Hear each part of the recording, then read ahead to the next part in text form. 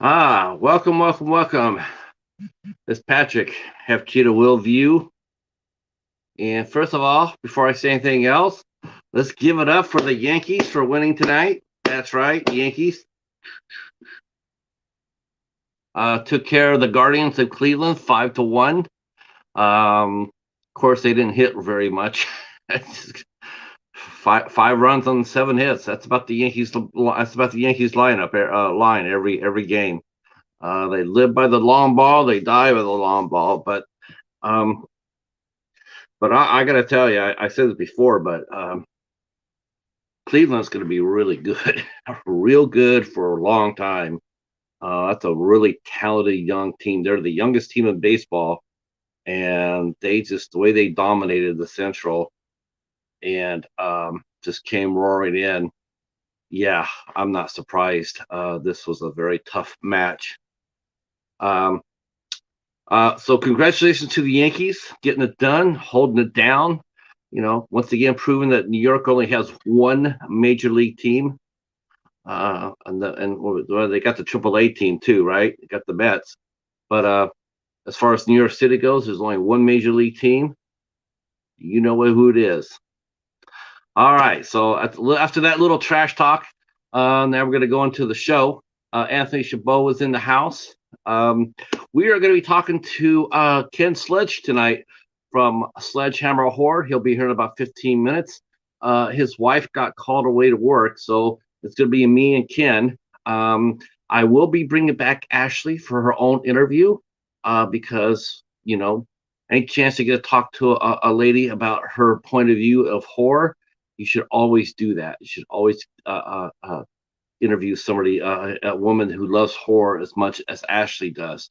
So we'll be bringing her back.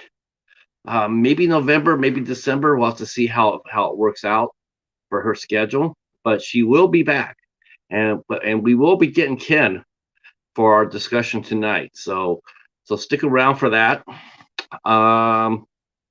Yeah. So thanks for popping. Things are going well. As you saw during the little preview show earlier today, we had a great show last Sunday. We talked about John Wick. We ended up our John Wick trilogy. That was a lot of fun. We had excellent help from I am Betty J. Gathers, and we were joined for John Wick 3 by our good friend Anthony from Fever Dreamland Theater and the Cinema Squad. So that was a lot of fun, and I will be putting some links up into the preview show that I did, and also into the show itself, so you can check that out. Let you know that the Bat is scheduled to be back on the 23rd of this month, next Sunday. The Bat will return, and we're going to be covering Terrifier. So that's going to be a lot of fun. Looking forward to watching Terrifier. I know the movie's reputation. I know how much fun it is. I know that Terrifier 2 as kicking ass, doing much better than Halloween Ends. Halloween Ends. Hi, Katie. It's funny. Someone said to me, but have you seen the movie? And I said, no. I said, well, how can you say if you like the movie or not? Well, that's easy. You could read a synopsis. There's plenty of spoilers out there. I read the synopsis on Wikipedia. I could not believe that's what they did with it. They only got one thing right in my book. That was they saved Laurie Strode. She should have never died at the end. That would have been very disappointing. But the opportunity to really make that franchise great and to keep Michael Myers alive completely dropped the ball. Just absolutely dropped the ball. I think you could have your cake and eat it too. You didn't need to kill Michael Myers. You didn't. You set up a great. It's almost like they forgot what they did the first two movies. It's like the first two movies had no connection with the third one, and I don't understand how that works. And for the life of God, and we're going to be talking about this here in a few minutes, I just like to know how the hell Danny McBride got a writer's credit for Halloween Ends. Danny McBride, he's a comedian. He's a comedic actor. He does dark comedies. He's one of he's one of those guys that hangs out with the Judd Apatow group. How the hell did he get around to getting a writer's credit? Please tell me that the only thing he wrote was the end. I just can't imagine it. Such a disappointment. And the thing is, though, too, is like I'm not a big Halloween fan. A lot of people know that I'm not the biggest Halloween fan. I'm a Halloween 3 fan. I like Halloween 2 and I like H2O. But overall, I'm not the biggest Halloween fan. But holy shit, did I feel sorry for their fan base when I heard about Halloween Ends. I did. I feel sorry for you guys. I really did. You guys deserved a lot better than that. Holy crow, you deserved a lot better than that. I know a lot of people are saying, well, how come you're always being toxic? Everybody's being toxic. It's not being toxic. It's basically saying, hey, we know these characters and we know that this is not how it would go. This is not how it would end. You're talking about a director who had no roots in horror. He was not invested in the series at all. He wasn't. He was a non-horror film writer, and I'm dead certain before he started working on these films, he probably hadn't seen any or all the Halloween movies at all because he had no disconnect. He had no connection to the character. I think the first movie was probably Halloween 2018. But after that, the last two, Halloween Kills and Halloween Ends, they were just a horrible, horrible, gloopy, gloppy mess. And I think that yeah, terrible. Uh, that's right. We're starting a new trend with Hobbs. Um, had a delightful video today of him going to McDonald's to get in his Happy Meal bucket and creating a new taste sensation, the McHobbs. That was epic. But yeah, we're looking forward to having Ken come in there. We're gonna chop up Halloween Ends. We're gonna chop it up and this is really why it's a really important that when there's a major franchise going on, you got to have a writer or director who's had their hand in the genre that they're directing, whether it be drama, comedy, Christmas movies, Halloween movies, child's play, whatever it is, they got to know the material. This is what happens when you don't have that. It's just the same thing that happened to Marvel when they hire the lady who directed Nomadland, and they said, okay, here we're going to give you a $150 million budget movie, and make the Eternals, and the Eternals was very underwhelming, very for what it was, very underwhelming for the cast that they had, and it just and she was quoted as saying before she took the job on that she had to go and get some comic books to catch up. How do you catch up on a 40-year-old franchise or 50-year-old franchise? I mean, you just don't, and the movie suffers for it. And I think that's really what happened to Halloween Ends. I just don't think that he really truly understood how to write the characters.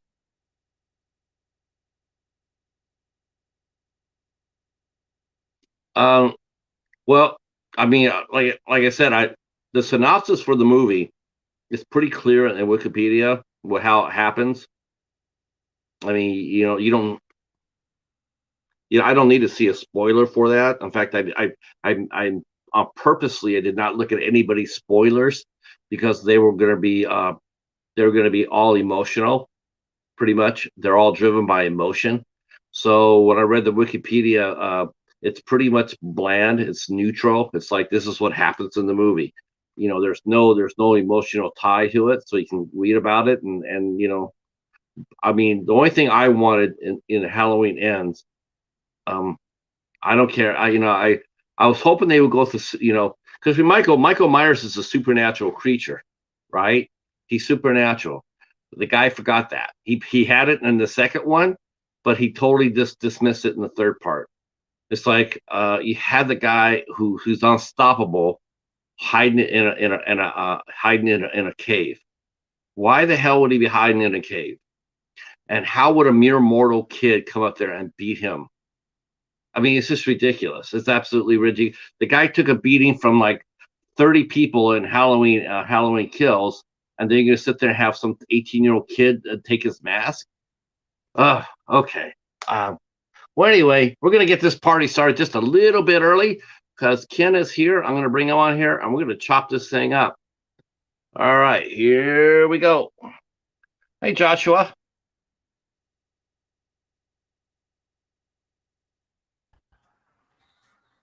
Hey, how's it going? Good. Nice meeting you face to face, young man. Hey, you too, brother. This is awesome for me. Thank you so much. I'm sorry Ashley can't be here, but she had to go to work tonight, so we know how that goes. Yep. What I'll do is we'll get together and find out a different schedule, and then have her come back on, and we'll chop it up with her as well. Yeah, man, I know that she would love that. Yeah, because I mean, any chance you get to talk to, because this is true. Any chance you get to talk to a woman about horror films, yeah, I'm not going to pass that up because it's such a different perspective. It's like you don't really get a chance. You don't really get a chance to talk to women about horror, one-on-one. So and Ashley's so smart, man. Like when it comes to the horror genre, I mean, when it comes to pretty much fucking everything, she's a genius. But when it comes to the horror genre, she's so well versed, and it's something that is super important to her too. So I think that you'll have a great time with her. And this might be a blessing in disguise, because I think that you having her on the channel alone will do really, really good. Like she's super intelligent, super cool. So I think you'll have a great time having her on, man. Yeah, I think I will too. I've enjoyed talking to the ladies, either being actresses or fans of horror. It's a real treat. It's a real treat to be able to do that. Give me 1 second, Patrick. Just 1 second. I got to do daddy duty for 1 second. I thought I was done with dad duty for the night, but give me just 1 second, brother. Here. Hi, everybody. How are you? Those who can, share us out. That'll be awesome, which I think is pretty much everybody. Hi, Mark the Shark. Aloha to you. So we are talking with Ken Sledge of Sledgehammer Horror. So we are going to be chopping it up. We're going to be talking about Halloween Ends here tonight. Rest assured about that. I'm sure he has some opinion about it.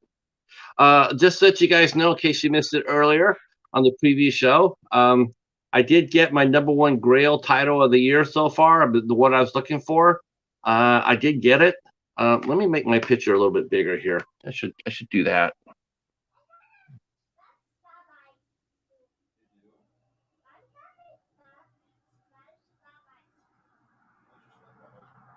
There you go. So I did find the Grail, the one I was looking for, at the library. The library was pretty good to me today, and so I found it. I found everything, everywhere, all at once. So super stoked to get this. Hopefully next week for bag sale, I'll be able to get the Blu-ray. I got my Grail. Sorry about that, man. It's all right. This is my #1. Oh, nice. Yeah. I got this at the library. I have so much fun at the library. So that's awesome, man. Yeah, they can't beat the prices. Well, here, let me get festive with you, my friend. Are you breaking out a Yankee? Are you bringing out a Yankee hat? No, I'm not breaking out a Yankees hat. You will never catch me dead in one of them. What? I am not a Yankees fan. Lions. That's right. All my Tigers gear is in my other room, but I'll rock the Lions for now. Yeah, we can rock the Lions. I mean, it's I was really cool when I found out you're a big football fan. I was like, hell yeah. Yeah. I'm a big football fan. I'm a gigantic baseball fan. Obviously, I'm a big Tigers guy. But I am a big football fan as well. So it's funny because usually when you talk about the world of horror, a lot of people, when they find out I'm a huge sports fan, they're like, really? I'm like, yeah, dude, like I grew up loving sports. Yeah, me too. Me too. I'm yeah, it's funny because cause Hobbs is here from Hobbs Horror. Him and I we talk a lot of sports too. Uh-huh. He's a Bengals fan, so I'm a Steelers fan. Oh, So we do talk we talk a lot. So but that's the awesome. Lions though, I have a yeah I feel sorry for the Lions fans, man. You guys have gone through hell. It's rough, man. It's got to be really rough. I mean, for That's the a last, that's a horror story last all couple itself. years, we've been rebuilding. We've been purposely rebuilding the last couple years. Seems like the city of Detroit's been rebuilding for the last couple years, but it's nice to starting to see a little bit of progress. Even with the Lions, like you've got the receiver core coming together. The offensive line is phenomenal. I'm not a huge Goff. I think Goff is good enough. But I would like to draft the quarterback of the future and then use every single other pick on defense. Like our defense needs so much help right now. So It's historically bad right now. I it did not is. realize that. Yeah, that's what they were saying on the ticket. They're saying I didn't I thought until the Patriot game, um, I thought the Lions were just really right there. They played everybody extremely tough. But Mhm. that Patriot game was sort of like, yikes, sort of like the Steelers, though. Like I told Hobbs before the season, a true fan, and tell me if you agree with this or not.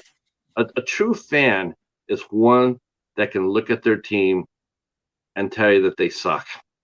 Yeah. Yeah. That's a true And fan. it makes me mad because people then are like, "Oh, you're a fake fan." And it's because like I said, I'm a huge Tigers fan. Like I don't miss a Tigers game. Like I don't miss it. If I'm not at home, I'm watching it on my phone. I'm listening to it on the radio. Dan Dickerson, Jimmy Price. Like I don't miss a game. And we've been bad for the last 5 years. And people, I say the team's bad. The team's bad. Like, oh, you're not a real fan. Listen, I watch every single game, 162 games.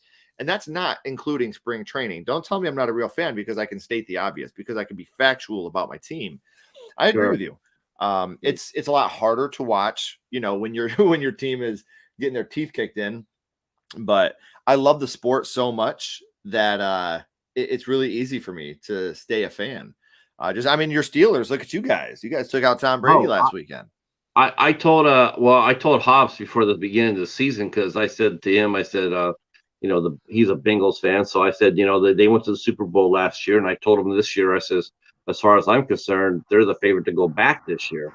Sure. And I said, if the Steelers win 6 or 7 games this year, I'll be shocked.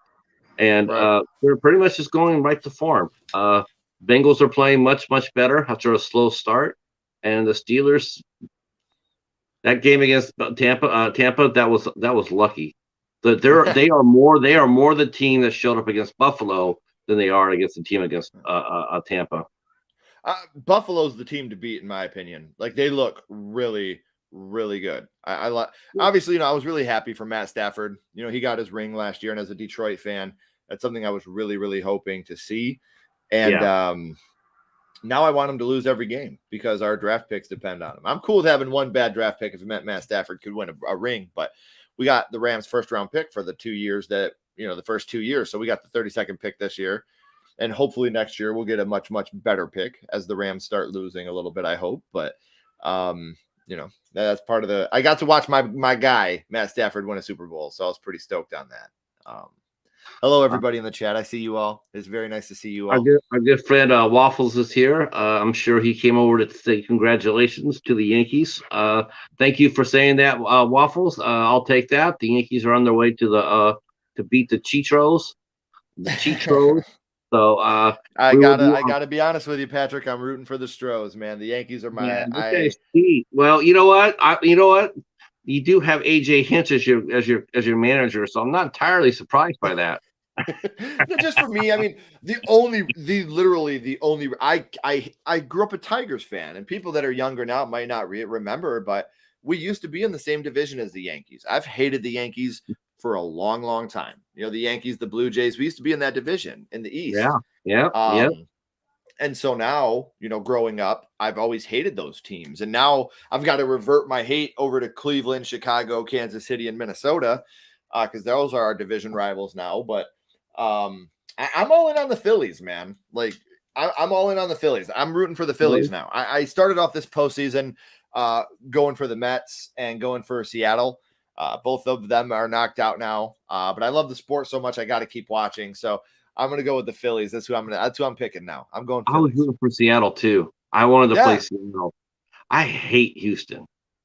I hate Houston. I hate their organization. I hate that bandbox of a park. I swear to God, my cast litter box is bigger than the Astros home field. I'm telling you. They got my boy Verlander, man. That's the one thing that's keeping me with them. I'll say this. Verlander didn't cheat. He doesn't have to cheat. But the rest of those guys there that are still there, screw those guys. Here we go. I agree, Waffles. The Padres have a very, very good chance. Very good chance. Padres are a very good team. But I'm with you though. I'm all with Phillies. I can't stand Champo, Manny Machado. I can't stand that guy. No. I'll rather. Yeah, I'm just glad to see the Dodgers go. I was really shocked because they were the favorite to win the whole damn thing. And then for good reason. Look at that team. Like that Dodgers team is just every year I look at that team and I'm like, oh, they're going to win it this year. They're going to win it all this year. Oh, Dodgers. But then you look out at San Diego, you know, you got Musgrove, you got Snell, you've got Yu Darvish pitching good again. You know, like it's just like San Diego, they've got that mojo right now. And they know that they're a good team. And they're ready to play ball. But I think Philly, again, I've got Detroit ties to Philly. You know, Nick Castellanos, Dave Dombrowski is the GM of that organization. So, you know, a lot of Detroit ties make it a little easier for me to root for the Phillies. And then my girl Carmela, she's a huge Phillies fan. So little things like that will help to sway me in the way of Philly. So let's go Phillies. Sean Blue Digi, I'm sure he'll be here momentarily. He's a huge Phillies fan, and he's sitting there going, I can't stand the Yankees. I'm like, why would you be hating on the Yankees? You're a National League guy. You know, I can understand you hating on the Mets. I mean, you know, and that is one thing the Yankees win did prove yet again. There's only one major league team in New York, and that's the Yankees. You know, the Mets are still AAA. You know what I'm saying? See, for me, like I said, everybody's like, why do you hate the Yankees so much? Well, growing up, I had to. They were my division rival, and I just can't. I can't grow out of it. Like I still hate them, just like I do the Blue Jays. Let me help you soften that hate a little bit. I'll tell you a little secret. My wife's uncle is the mechanical man. Oh, that's cool, man. Yep, that's awesome. Now, how do you like that? Yeah, that's really cool. Yeah. I'm not gonna lie, I still hate him, but that's really awesome. Well, like, maybe dislike him. Yeah, there we go. I dislike him now. Let's go with that one. Yeah, you know, you know what? I'll tell you one thing. There is one thing I do hate about the Tigers. It's not the team. It's not the players. I'll tell you one thing it just drives me crazy. Dude, I can't stand Jim Price anymore. That guy should have retired like 10 years, 20 years ago. I mean, when he got his cancer diagnosis, that should have been the time for him to hang it up. You know, like he the nicest guy, like the sweetest guy. I've been lucky enough to spend some time with Jimmy Price, and he's just like, he's one of the most generous, kindest people in the whole world. But you're right, you know, when it's time, it's time. And when you're getting these other voices in the booth, you know, you're getting your Curtis Grandersons, your Alex Avilas, you're getting these other guys in there that's showing, you know, players that can still go in and do. I think Alex Avila is fantastic on the mic. I think that I think that he's great in the box. Is Granderson doing play-by-play for people? Yeah. Yep. Granderson's in there, and he did it for the Tigers a couple times this year, and he was fantastic. He sounds amazing.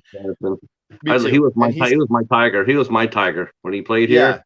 I did not want him to get traded. I didn't want him to get traded. Yeah, but they're trading us to the Yankees. No, I don't want him to go. Right. He still does so much for the city. Like he still has like Granderson's charities, and he does a lot for the children in Detroit. Like Curtis Granderson is one of the coolest guys in the world. And if you are ever over here, Hobbs, you do need to try Mom's Spaghetti. I can't recommend Yeah, Mom Spaghetti enough. yeah. He says, we went to Mom Spaghetti's. We went to the restaurant once out in Rochester, and it's good people. It's good food. It's Yeah. it's, Oh it's yeah. all right. See, Mets over Yanks. Not gonna happen this year, baby. See, Halloween 3 still sucks, my friend. Yeah. Yeah. So are you a big superhero movie fan? I wouldn't say I'm a huge superhero movie fan, but I enjoy them. Yeah. Um, I just think it depends on the film, really. Okay. Growing up, I was a huge Batman fan. I mean, I love comic books. I have Me too. I still have my big collection of comic books. Um, but it's just like anything else. Like when you're constantly having to, digest all these movies, and it just gets to the point where I kind of got burned out on the superhero thing. And then another one will come out and just completely rejuvenate, like the Doctor Strange, the multiverse. I thought that was great. Into the Spider-Verse with Miles Morales as Spider-Man. I thought that was so good. So I mean, yeah, I'm, I like them. I'm still trying to catch up. I'm still trying Yeah, to. I'm still trying to catch up with some of them. I mean, it's like I got most of them.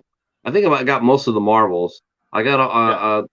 I got most of the DCs. I like Marvel as a live action, and I like DC as the animation.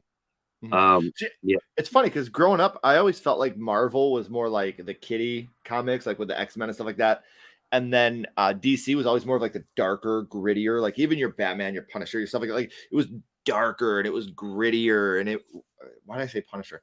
Like with your Batman, your Superman, like they were just darker. Like Superman even had dark storylines, like the death of Superman, the death of Jonathan Kent. Batman had like the Death in the Family franchise, like the books, like they all went super dark, and all Marvel really had was like the What If series for a while there, like what if Magneto killed Wolverine, which that was fun. Those were fun yeah. reads, but they weren't canon. They were just one-off stories. And I always felt growing up that DC was the darker, grittier of the comics, and Marvel was the lighter, funner comics. And now you got places like Dark Horse and like all these other comic places now, and they're so good, man. Like Yeah, Dark Horse I mean, Comics is just I've been loving the boys. yeah. The boys is probably that is like there's some horror elements in that. That's for damn Mhm. skippy. Yeah. There's Yeah, really man. yeah, that's some shit there. And then Mhm. of course Invincible. Yeah. Dude, Holy bro. if you get the chance, if you want to read like one that's a really good horror oriented DC comic book, it's not True Identity. What's it called? This is gonna really irritate me. It's not True Identity, but it's something like that. Um, hold on. It's oh my gosh, this is gonna make me Identity Crisis. That's what it is. It's Identity Crisis, and it's like a horror mixed with all the DC people come together and they're investigating the death of the stretchy guy's wife. I was never into the Fantastic Four. I think it's Mr. Stretch or Captain Stretch or Doctor Stretch or something. I was never really into them. Elongated man. Yes, elongated man. Like it's the death of his wife, and it's so like one of the panels when he comes home and finds Sue Darby dead. Like he literally can't hold himself together. Like he's all elongated and stretched, and Right. I um, remember that series. oh my gosh, Identity Crisis is so good. Like that's what they should develop into like a limited series. You couldn't do that as a movie. There's way too much. But if you could do Identity Crisis, because it's got a twist ending to it, like when you find out who the killer is, and like you find out stuff that Batman's done, you find out stuff that Superman's done that like they try to keep under wraps. Like it's so good. I would love to see Identity Crisis as a limited series. I think that would be so dope. See, I saw Avengers Endgame, and Uh-huh. I saw that and I'm like, okay, it was sort of bloated for me. But then I saw DC's Justice League Dark Apocalypse War. I'm going like, man, that's what it should have been. I Mhm. mean, I wanted to see something like that with Endgame. I want, Yeah. it's hard to believe that all Endgame goes by and not a single person dies. Okay, yeah, but even if they were brought back from the snap, you try and tell me through that whole battle, not one Marvel character, is going to die other than Iron Man, who, of course, he knew that he was going to die. As soon as they said that Right. was going to be the end of the stage, everybody knew that Iron Man was going to be the one to die. Because he started it. He started it, and he was going to end it. So I understood that, but nobody else did. It's like, wow, that's just yeah. I mean, you did. I mean, you did lose Captain America in that. He didn't die, but you lost him. So I mean, I like the way the end game went. Now, if you're talking, like, I just seen somebody ask about the Freddy versus Jason comics. I Yeah. didn't read the Freddy versus Jason comic series. I did read the Freddy versus Jason versus Ash, where they injected Ash Williams from Evil Dead. I was actually looking over at my little collection here to see if I still had it. I had the whole graphic novel of Freddy versus Jason versus Ash, and it was a real good read. I wish that they could have made that into a film. And I remember watching an interview with Bruce Campbell where he was like, where he was talking about all that. And he's like, you have these 3 properties because they're all owned by different properties. He's like, and it was already hard enough to do Freddy versus Jason. Like, they fought that for 10 years to try to figure out how they wanted to script that. Now you want to add this into it. It's never going to happen. But at least we got it in comic form because it was a good read. It is the same series. Okay, cool. So Cal, yes, that is the one. I did like the Freddy vs. Jason vs. Ash series in the comics. I thought it was good. I had a lot of fun with it. Yeah, I was going to say, I think that series ended before the lawsuit started. Yes. I don't think they can do anything right now with Friday the 13th on any level. Well, they did. Sean Cunningham, the lawsuit is over now. And Sean Cunningham said we will be getting some new Friday the 13th material in the next year. So, yeah. I mean, fingers crossed. Let's hope that we can get something. Yeah, because I think it all depends on Victor Miller. He's got control. I mean, yes, it was a pride victory for the both of them because they both won, but they both lost. But to me, I think Victor Miller has the upper hand. Yeah, because he has. I mean, you can't restart a Friday the 13th franchise. One, you got to have a distributor in the U.S. Well, that's Victor Miller. And 2, if you want to go back and reboot the series to restart it, well, how are you going to do that without Mrs. Voorhees and Baby Jason? Because Victor Miller controls that. So it's like, it's just a shame that that's how Sean Cunningham he went at it hard when he should have. He went out with a hammer instead of sugar. And that's the reason why he ended up losing. And it's such a bummer, man. It is a bummer. It's like we talked to Adam Marcus about this, and of course Adam knew Sean really, really well, and he says it was all about the money. It's all about money. It's just it's a real shame because it's like I always got the impression that Victor Miller he just got tired of the character. He wanted the character to go to sleep. Well, Victor Miller didn't have a lot to do with Jason Voorhees. Victor Miller had a lot to do with Pamela Voorhees, and I would love to see this franchise rebooted with Kathy Bates playing Mrs. Voorhees. I think that would be incredible. I think that would be, oh my gosh, like she could do. She probably could still kick it off. She can probably still do it. Oh yeah. You're talking about Adam Marcus. Adam Marcus actually did one of my absolute favorite Friday the 13th movies in Jason Goes to Hell. I think that movie. I think that movie's so good. I will die on that hill. That's easily top 3 in the franchise for me. Like, and Adam did a great job. And if you've talked to Adam, Sean Cunningham went to him and said, "You get that fucking hockey mask out of my movie." So he didn't even have a chance. Like first time real director. He's a kid. Working on a Friday the 13th movie. And they're telling him to get the mask out of the movie. For what he had, he made an amazing film. He took some original ideas. He brought the Necronomicon into it. He brought the Freddy Krueger world into it, the Nightmare on Elm Street universe. Like, I love Jason Goes to Hell. And I will die on that hill that it's top 3 Friday film. Movie. That was a very fun movie. We actually talked to him on the Midnight Society. Me and the Bat, we hosted him, and he came on over and hung out with us for a couple hours. Tremendous guy. Really like Adam Marcus. And then he also he's got a new movie out that it's going to be probably a new Christmas tradition called Secret Santa. Yeah, that's a movie you'll be playing every Christmas. Yeah, that movie. He also was a big part. I don't know if you know this or not. He was a big part in a very good horror comedy back in the 90s called My Boyfriend's Back. Mm-hmm. He had a big part in that. And it's so like, I love My Boyfriend's Back. Like, I adore that movie. And when I found out that I was interviewing Adam on the My First Horror Movie segment I do, and I found out that he was a part of My Boyfriend's Back, and I was already excited to be talking to him because of Jason Goes to Hell and how much I love that film. But then to find out that he had such a big part of My Boyfriend's Back, like, oh my gosh, I was over the moon, man. Like, I still have the VHS of My Boyfriend's Back. That's how much I love that movie. And I see, tell us about this Chucky 3. Yeah, so I'm doing this new segment, and it was going to be here soon, but I actually have to push it back a little bit. And it's going to be called Why Chucky is what the video is going to be.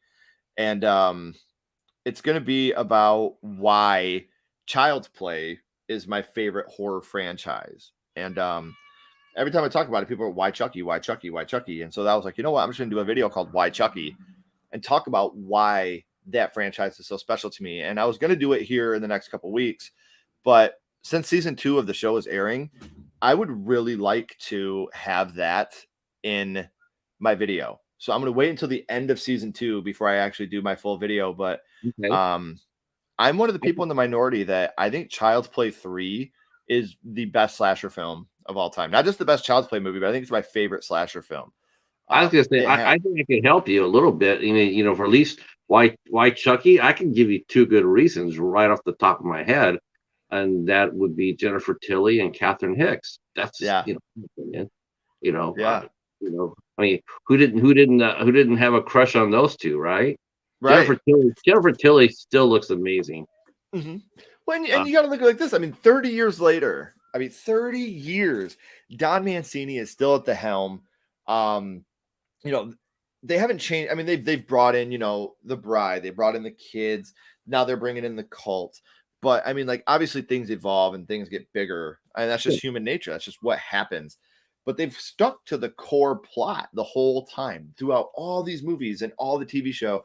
They've stuck to that core idea from the beginning, and I think it's great. And any chance I get to talk about Child's Play or Chucky, I'm always going to dive in. And Child's Play 3, it's just so good. Like, I think it's the perfect slasher. Like, there's emotional moments in it.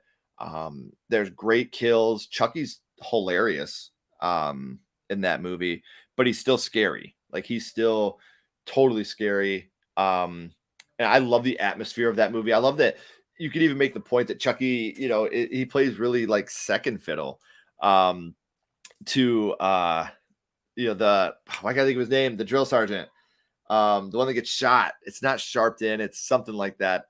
But there's De Silva. Oh my gosh, this is gonna drive me nuts. But anyway, like, could be the real villain of this movie. And like, he's such a jerk, but then you got to remember, like, he's a young man, like, he's basically a kid. Colonel Shelton. And you know, watching Shelton's death is such a dark scene.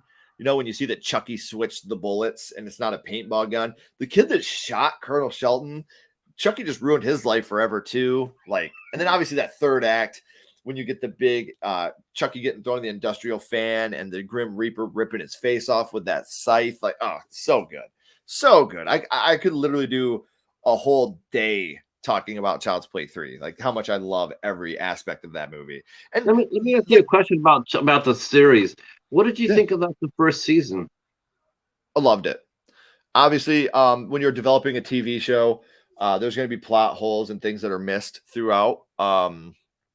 But overall, I love the fact that that they kind of go back to their roots with the TV show. We get to learn a little bit more about Charles Lee Ray's backstory. We learn about how him and Tiffany met. I loved the kid cast. Obviously, I had complaints about it. I think the cancer storyline with Junior's mom, you could have done so much more with that. Like, you find out, like, you think she's cheating, and then you find out that she has cancer. And then, like, in my mind now, because she goes in and talks about how she's going to refuse cancer treatments and she's just going to spend what time she has left with her family. So at this point, I'm thinking, you know, she's going to end up making the ultimate sacrifice for Junior, or, you know, going out a hero, and she ends up getting, you know, pushed out the window at that moment. And you're like, that was such a waste of a character to me. Like, I wanted her to go out and make, because I loved her character. Like, she was so, like, she's beautiful. But she's so like secretive and sly, but she really cares about her family, like her husband and her kid, or her whole life. And Yeah. obviously, my man Devin Sawa, he's Yeah. he kills it, totally kills it in the TV show, playing two twin brothers that are complete polar opposites of each other, and he still just pulls it off. Like I said, the kids were great. There's obviously. Do you think they should have moved the kids up 1 year though? I thought I just for some reason that was the only sticking point I have for this first season was I just wish they had been in high school though. I can see that. Yeah, I can see that. But I think that you have to still. I think that you have to have them young enough to where they still have that air of innocence. For Chucky to be able to. They didn't have any of that. That was the problem. None of those kids had it. They didn't let them. They didn't let them show that at all. Yeah, that Right. one really mean witch after his dad dies, and she said the next week she's dressing in a costume like that's his dad. I just couldn't believe that. It was like I just know that was just no one would do that. Nobody would do that. I don't care if you're blood enemies, you wouldn't do that. And there's no way that you could do that and not get your ass expelled. So, it was just the small touches like that. And we're like, I just wish there were more in high school, and I think it just would have been, I could see him doing that at a high school level, but not at the junior high level because, but that's the only thing. That was my only problem with it. I mean, as far as that goes, but yeah, that's a waste of a character. Lexa Doig played the mother. And she was also in Jason X. Yeah. Yep, the one that got cancer. Yeah, she was in Jason X, which I know it's got a cult following, man, but I am not a Jason X fan. That's my favorite one was Jason X. It's too much for me. I appreciate it. I respect it. After Child's Play, like Scream, Friday the 13th, and Nightmare on Elm Street are probably right there for my three. You know what? Actually, I'm going to say my favorite franchises would go Child's Play, Evil Dead, and then it's like, Scream, Friday the 13th, Nightmare on Elm Street. So were you a big fan of the big Halloween Ends movie? Were you guys sitting there going, yeah? Or were you going, yeah? I don't want to say too much. Did you say that we're going to be doing spoilers on this or no? No, everybody's seen it. So I think I'm probably the only one here that probably has not seen it, to tell you the truth. But I read the synopsis of it. So I know what happened. Okay. I'm still not going to do any spoilers just in case, because you didn't put it in the title or anything, because I don't want people to get spoiled on it if they're watching. But the new character Corey, I feel like it would have been better if he had been a character from the first movie. From 2018. Yeah. So I think that his arc would have been a little bit more special if that were the case. Yeah, I'm not going to do any spoilers, guys. I promise. I'm just surprised you haven't seen it yet, Cal. Yeah. I've always been that person that if you're making art, I hope that there's somebody out there that watches it and enjoys it. Halloween Ends was not for me. Halloween Ends it to me is a mix between Friday the 13th Part 5, Halloween 3, and Christine. If you took my least favorite parts of those movies and put them in a movie, it would probably be Halloween Ends. But like I said, there are good moments. The opening, I think, is the best opening of the trilogy of 18 kills and ends. I think that the intro is so good, and it got me hyped for where the movie was going to go. I was hyped too for the second after Halloween Kills. I was hyped because I'm thinking, okay, I think what they're going to do, because first of all, you got to remember that Michael Myers is a supernatural killer. So, with that being in mind, you were thinking that it's going to be the Silver Shamrock Corporation, and they've had control of him all this time, and that the only way they're going to get out of it is to break the spell. Hey, Kevin, how are you, sir? Yeah, that's how I thought it was going to be. That's how I thought it was going to end. I thought they were going to go a supernatural route, and then the route they took, I didn't expect to see that. I was like, They You did could one make thing the right. argument, but I mean, you could make the argument that they went a supernatural route with it. And again, I won't say it because when me and you stop recording and we have a conversation afterwards, I'll tell you my opinion on that. But Okay. there's also a lot of victim shaming in this movie that I don't understand. Like, there's a lot of things in this movie that I don't get. I don't get their reasoning for them. And again, What do you mean by victor shaming? I mean people are blaming Jamie Lee Curtis? and others for what Michael did, and it didn't make any sense for me. It was like, we don't really have much for Lori. Well, let's try to victimize her a little more by turning people against her that shouldn't be turned against her. And it's like, the woman's been through enough. Maybe give her a break if that's the route that you're going.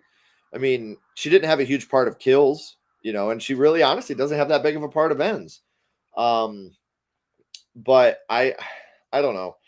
Maybe this movie will get because there's very good ideas in this movie. Like, and there are certain parts of this movie that I'm watching and I'm like, that was really cool. My hope now is that we're going to get a director's cut. Because I don't know what happened, but again, I'm trying to be as spoiler free as possible. A lot of the deaths and a lot of the kills, you cut away real quick and you don't see what's happening. And it looks like they're like tearing apart the kills. Like they filmed these awesome looking kills like they had in Halloween Kills, but they pull away, or you see it for a second and it really quickly goes away. They did that on Friday the 13th too. In fact, they did that with, I think it was, I actually want to say it was I'm trying. I don't think. Part 5. Yeah, there's a lot of cutaways there. Yeah, and I don't. Again, I don't go into a movie looking for the gore. Like, I like gore, obviously, but I'm definitely more of the love story guy. But a lot of this movie it didn't make sense to me, and I was just like, why? I was almost confused. Like, why are you going in the route that you're going with this? Did you see one of the writers was actually Danny McBride? Yeah. He wrote all. He helped write all 3 of them. Oh. And you know what? Honestly, to me, and this is just me personally, that doesn't surprise me because I feel like a lot of the comedic guys are the best horror people. And I think it's because horror and comedy really aren't that far apart. It's all about timing. If your jokes aren't landing, if you don't have the right timing, it's not going to work.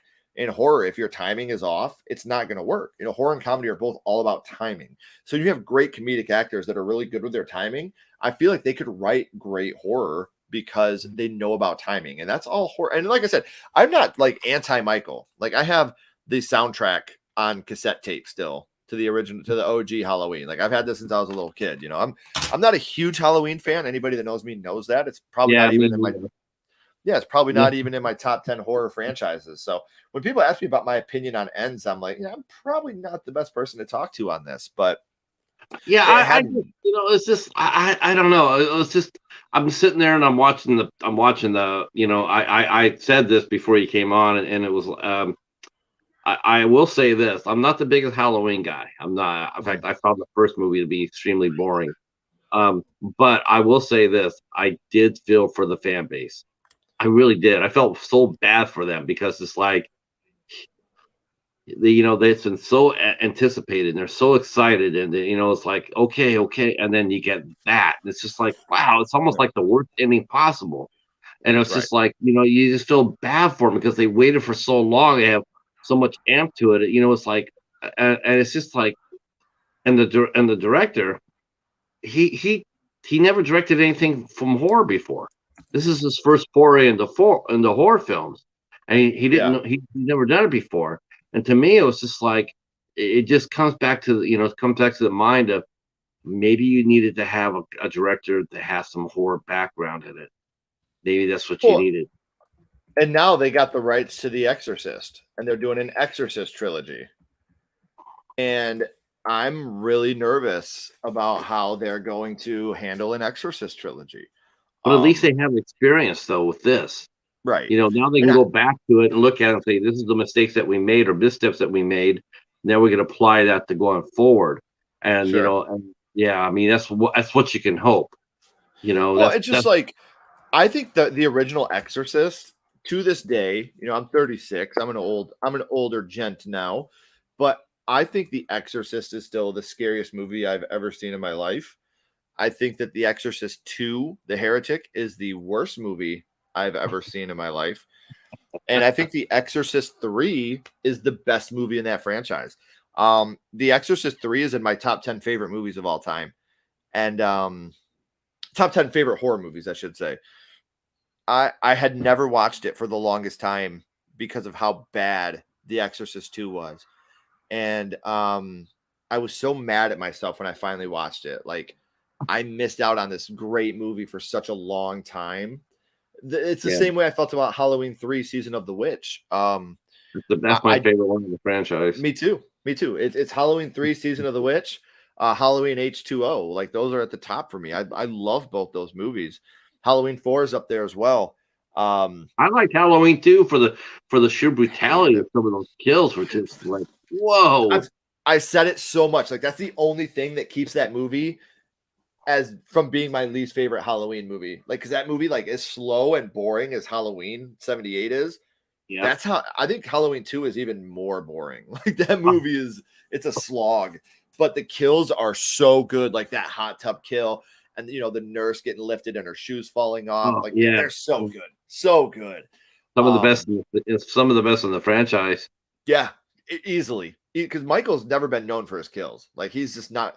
That's why growing up, I don't know if you know this or not, but I grew up. My parents owned a video store, in Adrian, Michigan, called Downtown Video, and I had movies at my hands all the time. Like, I was always at the store, and I never got into Halloween as a kid because it was boring. Like, to me, it was so boring. Like, it was slow. It was just stabby. I hated it. Like, I didn't like it. I'm watching Jason and Freddy and Leprechaun and Chucky, and I'm watching all these other horror icons, and then I watch Michael Myers, and I'm like, this guy's boring. Now I get older, I'm like, he's probably the scariest because he's just a guy. He's just your next door neighbor that went crazy. But yeah, as a kid, I hated it. I thought it was boring. So Halloween 2 was definitely a nice change of pace when it came to the kills. But I hope that Halloween really is over for a while. Let us have a breather on it. We all know it's going to come back. But it's funny. I think they're going to find that out this weekend. Because last weekend, everybody went out to the to theater. It did $44 million. I'm telling you, it will drop like 75% this weekend. Oh. It will. The drop is going to be between the word of mouth. I mean, it's just and the reviews. I just don't see people going out to seeing it again. I don't know. I don't think it'll make 100 million on domestic. No. And the thing that sucks about that is it should they should not have premiered it on Peacock the same week they were doing it in theaters. They should have given it a month. Give it a month so people can watch it in the cinema and then premiere it on Peacock, in my opinion. But man, you look at what horror's doing right now. Look at what Terrifier 2 is doing on no budget and no promotion. Look at what Smile did. Look at what The Black Phone did. Look at what Nope did. I mean, horror, Prey. I mean, look at Halloween Ends broke the weekend record for Peacock. That's amazing. Prey broke the weekend record for Hulu. And Prey is not a horror movie, blah blah. No, yes, Prey is a horror movie. It's an action horror. The Predator is a total horror film. Horror is the best genre of movie, in my opinion, and the money is showing it. You have Smile. Killed it in the box office. Smile and Terrifier 2. I want to see that. I mean, that was that when I saw that and the premise of it, I'm going, man, because I saw the preview and I'm going, like, this sort of reminds me a little bit of It Follows, and I absolutely love It Follows. I think It Follows is freaking brilliant. Brilliant. And where was It Follows filmed at, Patrick? Detroit. Yes, sir. Yes, sir. That's right. I had it. People couldn't. People said, "Well, you know what though?" So was Gran Torino, and I told them, "I says, one thing about Gran Torino, they didn't have to do any set design with that because that's exactly how it is." Yeah. I think they filmed some of that in Highland Park. Yeah. Well, I think that horror is just like Smile. I went into that movie with the lowest of low expectations because to me it looked like Truth or Dare. Like, it was going to be a movie that had a really bum story with a lot of jump scares. And it was the total opposite. Like, that movie was just like, to me, it was more of like a story about manic depression and anxiety come to life. Then there was very little jump scares throughout Smile. If you're a jump scare person, you may not like Smile that much because it's more genuine fear and genuine scares. Like you're waiting for the jump scare to happen and it doesn't. So it's just so unsettling. But I mean, Detroit has become a booming place for horror. I mean, you've had It Follows, Don't Breathe, Barbarian, like all these horror movies that are taking place in Detroit. And it's like, it's cool. But at the same time, it's like, can we do a horror movie in Detroit where it's like downtown Detroit so people can see how beautiful the city is? It's not like one of the shitty suburbs. Like, let's go. Yeah. Why do we only have to go to Highland Park for? Why do we have to go? Right. Have the horror movie down 8 Mile, like people that have never been. I can always tell the people that talk shit about Detroit that have never been to our city. It's like, if you've been to the heart of Detroit and you've walked around the heart of Detroit and you saw all the businesses that are there and Comerica Park and Little Caesars Arena and Ford Field, and you see how beautiful Detroit is, like it gets such a bad rep because of like RoboCop, like all these. It's a mix. It's a mix. I mean, because you could go there during big events and whatnot, and you have a good chance of being fine. But you know what? Sometimes not always though, because I've been to the city. I've been here 20 years now, and my wife used to work downtown, and when my wife said, because we used to go down to Easter Market 2-3 times a year. Love that. Loved doing that. And when we go down and see an event, we've done the Detroit Museum and whatnot. But when my wife said that, she wasn't all in that much hurry to go down there anymore, that was like that raised a flag for me. And the thing is, I've been to a lot of cities, a lot of like LA. I've been to Compton, South Central, Hunters Point in San Francisco, East Palo Alto, Oakland. I've never felt any fear at all. I never have. But when I went down to Detroit, I'm not kidding you. When I went to Detroit, I had the hairs rise up in the back of my neck. That was you always had your head on a swivel. You always did. And and I have friends who work down there in the local media, and they told me so many stories. I mean, the stories they said, they couldn't talk about on the air or anything like that. But I mean, yes, but there are some really good things about Detroit, and I have seen I've seen some. I don't want to downplay it. Detroit is a very dangerous city. Like, I don't want to sit here and say like, oh, the media overblows it. Like, yeah, Detroit is a dangerous city, but it's not all like sewers and rats running around. And, like, it's a beautiful town. Like, if you go downtown, it's beautiful. You go eat some Slows barbecue. You go catch a ball game. Like the downtown area is beautiful. Tiger Stadium is a beautiful park to see a game in, and I haven't been to Ford Field yet, but I've been to like 20 Tiger games, and I really enjoyed my experience down there. I actually went to the old Tiger Stadium before they closed it. I went down there. I went and saw 4 or 5 games down there as well. So they actually let little kids play on that park now. It's the Willie Horton Field of Dreams. Yeah. My dad and I, we do card shows together. I have a huge collection of baseball cards, and we went down there for the inaugural event at the Willie Horton Field of Dreams, and I got to meet Willie Horton. I got pictures of me and Willie. I got pictures of me and Jimmy Price, pictures of me and Al Kaline. God rest his soul. All these players, and I got to, I'm sitting here and Willie Horton's looking through our cards. I got pictures. I'll send you. Willie Horton's looking through our cards, and he's telling us stories about the cards, and it's just like, look, I love horror movies. I do. Horror is my life, but I'm telling you, horror and baseball are 2 things in my life that, it's like Ashley is here, then the kids are just a tiny bit below her. I love my kids, but I love my wife. And then horror movies and baseball are directly below them, and I think all the dads will understand that. Like, the way that I've always been looking at it, like, my wife loves the kids and I love my wife, and I would die for my kids. I would kill for my kids. I would torture somebody badly if they hurt my kids, but my life is my wife. Like, that's what made my life complete. So mom loves the kids and dad loves the mom. That's how I was always taught. So I guess you don't show your kids the Lions games or some of the Tiger games then, right? Oh no, I don't. I want my kids to be happy. I don't want them depressed. I was gonna say you don't want to torture them. Right. No. Have you taught them? Have you taught them what SOL means yet? My son, my two daughters aren't very sports ladies.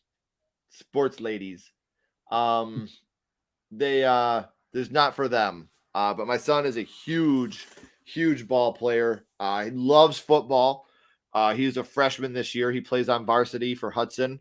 And if you're from Michigan at all, you know Hudson is a very big football town. We won states last year. And I told my son, I said, for you to be a freshman playing on the varsity team, on a team that won states last year, that's special. And literally all my son wants is to play defensive end at Ohio State. Like, that's his dream. Like, I want to play D end at Ohio State. We've had the conversations, like, what if you go to Michigan? Like, he asked me, what if I got an offer to go to Michigan? I'd be the biggest Michigan fan in the world. What if you got an offer to go to, Toledo? My house would be decked out in Toledo Rocket stuff. Like, you're my son, you're my blood. And if that's a dream that you can make happen, chase it. And that's all he does. Like, if you've seen my son, everybody in the chat that knows me knows, if you see my son, does not look like a 14-year-old. All he does is work out, lift weights, run. We box to get his cardio going. That's another thing I'm a huge fan of, is boxing. And he's smart. He's a handsome young man, and I'm very proud of him. He does a good job. So, we love horror and we love sports, man, but there's nothing as special as family. That's the most special thing in the whole world, is your family. Yeah, I agree. How did you get your start in horror, Ken? I mean, did you grow up with comic books first, or did you grow up with horror movies first? Horror movies. Like I said, with my parents owning the video store, as a kid, the two things I was the most into as my earliest memories was He-Man and the Masters of the Universe and Thundercats. And my grandma, who pretty much raised me, because my parents were always at the store, she got really tired of watching those. So one day she rented House, 1986. And we watched House together. And my love of horror started at that moment. I loved the way it felt. And I went from House to like Ghostbusters. Like, I gradually moved up the horror chain. I didn't go from like House to like Nightmare on Elm Street or anything like that. Like, I gradually went up. Like, it was like Ghostbusters, then like Gremlins. I slowly climbed the horror ladder at that point. And it's just something that has been super important to me for a very, very long time. Since I can remember, I've been a horror fan. There's just something about it that's so pure and sweet, and it's just the most honest and brutal form of art there is to me. So I'm very happy with the fact that I grew up in such a loving family that was very educated. That's another thing about my family, though, is they let me watch horror movies, but they definitely were super educational. Like, yeah, you can watch this, but we're going to teach you the difference between fantasy and reality, so you have a grasp on. And I feel like kids that are educated and watch horror at a young age are more grounded in reality, because they know the difference between fact and fiction. They know the difference between fantasy and reality. So as long as you educate your kids, like, I get that question all the time, like, oh, you have very young ladies. My son's 14, my daughter's 10, my youngest daughter's 2. And my youngest daughter loves Chucky, loves Michael Myers. And we talk to her, that's not real. That's, it's okay to watch it, but it's just fake. It's just pretend. And, her dad does movies, so she gets, right. We got to talk about that. And hold on, I'm going to grab a prop real quick so I can show you something real quick. Glad you guys are all here. OCP. Yeah, that's right. Detroit OCP. I'm not done yet, sweetheart. I'm almost done. I'll be there in a minute. So I just did a movie that is out in theaters right now, and I can't talk too much about it because it's still in the theater, but I got to keep the prop of my face from when we were done filming. Oh, how cool is that? And my daughter, like, she, I'll put it on and she'll take it off, to learn. And we've, I've gotten to have an advanced copy of the film, and I watch it with her, so she knows, like, that's daddy, and daddy's not really getting hurt. And these are the things that I teach her, and these are the things that my kids know. We have the movie Home is Where the Haunt Is that we did. That's on YouTube right now. That was completely self-funded, and I wrote it. Ashley and I wrote it, directed it, starred in it. We did everything in it. And then there's a TV show coming out in November on Tubi called St. Gabriel that Ashley and I are in. And then our film, The Bride of Killer Pinata, that is in theaters, select theaters right now. And that will be on The Bride Amazon of Killer Prime. Pinata? Yep. Bride of Killer Pinata. Killer Pinata, the first one is on Amazon Prime right now, and it's amazing. I can't recommend it enough. And I had actually watched Killer Pinata, and I laughed throughout the whole movie. Like, it was that good. It made me get, there was genuine laughs throughout this whole movie. And I got a hold of the production company, and I was like, hey, I would like to send you my tape. And if you guys ever do anything else with this, I would be honored to be a part of this. And, a couple months later, I got the call. They're like, hey, we would love to have you as a part in this movie. They asked me a couple of questions if I'd be comfortable with this. Yeah, of course, And shout out to Ashley Sledge. Ashley's perfect. I can't wait for her to join you, Patrick. You'll love her to death. Yeah, I'm looking forward to it. Yeah, you guys will have a great time. Sorry she couldn't be here tonight, guys. Ashley got called into work. She's a respiratory therapist. She's a real life superhero. So, some stuff needs to be done, and she's very, very important in the world to me and our community. So, but we got the phone call, and I got to set. We went to Chicago, and we filmed for a couple days, and it was just so fun. Like, it was such a fun experience. And Real is another one. And here's a fun. I'm getting a headache. True story about St. Gabriel. We get to set. It's down in Columbus or Cleveland. I'm sorry.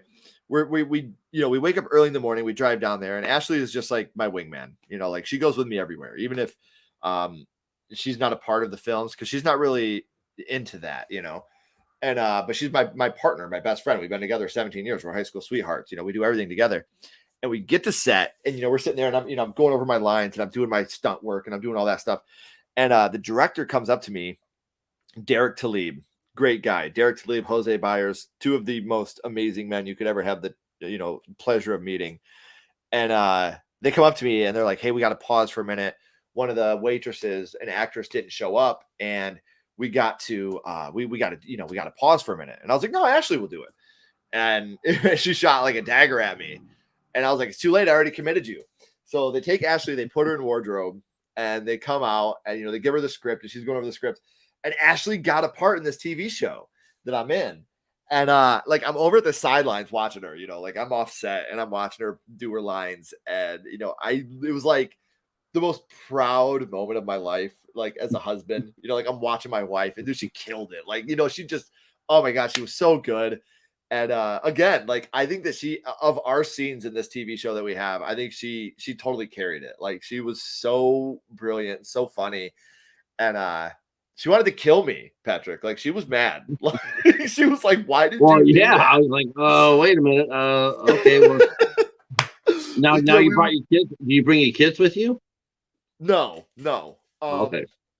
I try to separate Sledgehammer Horror from my kids. Not like that. Like, I don't take my kids to do the Sledgehammer Horror things unless it's something that they truly want to do.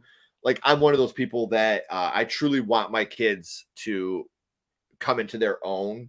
Like, I had my son ask me at one point, Dad, why do we believe in God? And I was like, we don't. I do, but we don't. You make your choice. If that's something you choose to believe in, I'll talk the gospel with you, and we can have conversation all you want. If it's something you don't believe in, that's fine too. I want you to find your own way. And that's kind of the same thing with Sledgehammer Horror. I don't want to be that guy that forces it on my kids. Like, this is what your dad does. My kids don't watch my videos. My kids don't watch my movies or my TV shows. They're with me all the time. They don't want to see me on screen. That's their time away from me.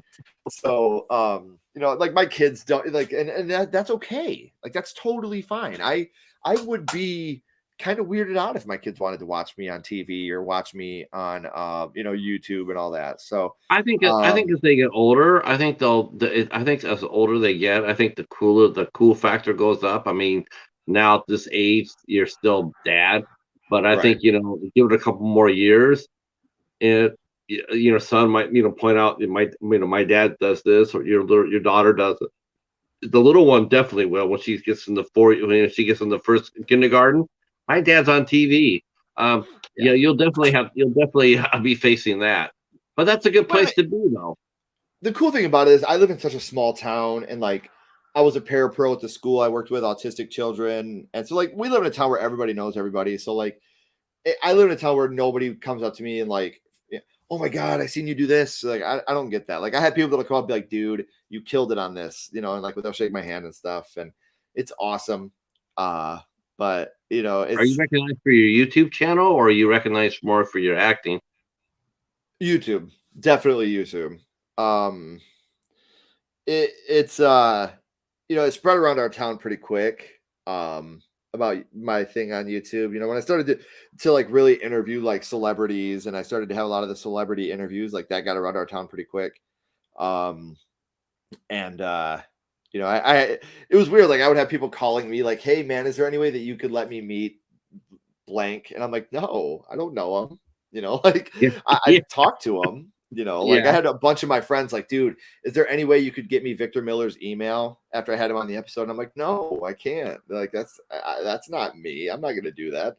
The guy yeah, trusted me. He came on the show. We had a conversation, and that's where the line's drawn. Like that's it. It's professional, and I try to keep it as professional as I can.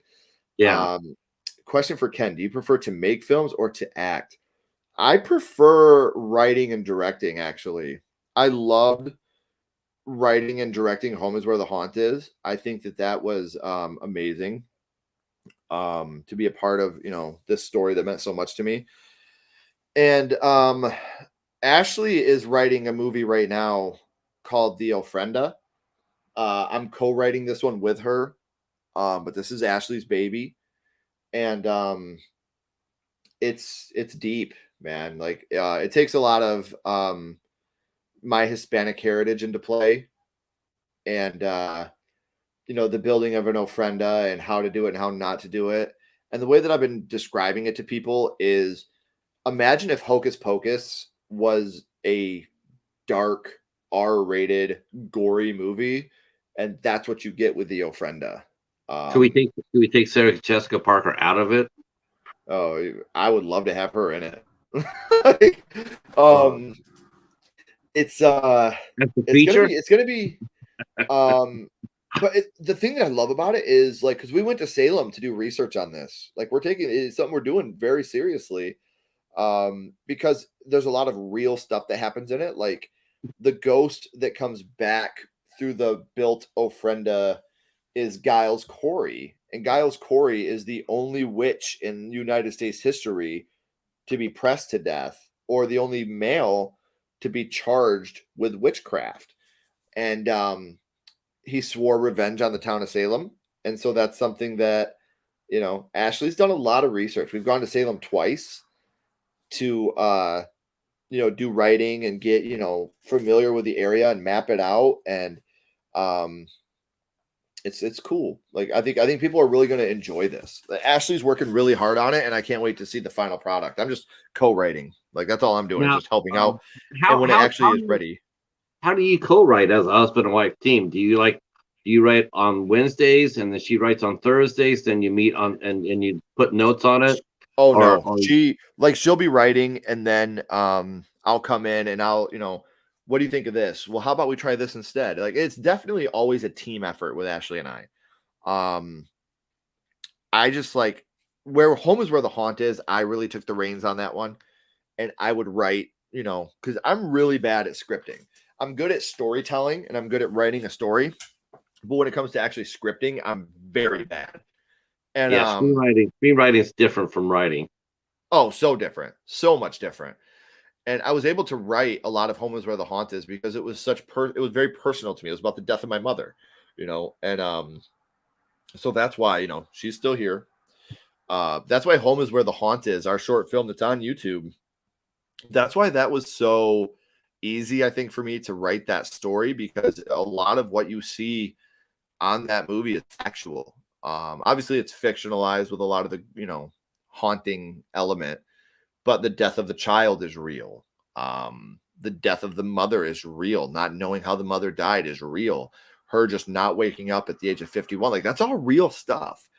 And that was like kind of my catharsis, my cathartic moment was writing Home is Where the Haunt Is and putting it to paper because my mom was my best friend. And, Sure. you get that phone call that your mom's gone and your world crashes, man. You're 34 years old and you get this phone call and it's like the one constant that's been in your life since literally the day you were born is just gone. So it was really easy to put those emotions on paper. But for something like what Ashley's doing with the Ofrenda, it's harder for me because it's not, I don't want to say I'm not connected to it emotionally because I am. Like my wife is writing a killer story and a lot of her personal stuff is in there. But I don't have the personal experience in what she's writing. But she's blowing me away. Like she's blowing me away. Like I'm coming in with like, little comic relief things. I've always been better at like, the comedy stuff. So I'm writing a little bit of the comic relief that's going throughout the story because it's like a love story, a witch story, a detective story. Like there's a lot going on, and she's great. When you have her on, you can talk to her about the Ofrenda, man, and she'll spill a little more tea than I do, but she's awesome. How did you mention you interviewed your celebrities? Now, do you still now you have a series within your channel, your first horror movie, and you have like 340 of them, I guess, by now. So where did that come from for your channel? It's funny. We actually just recorded episode 359. And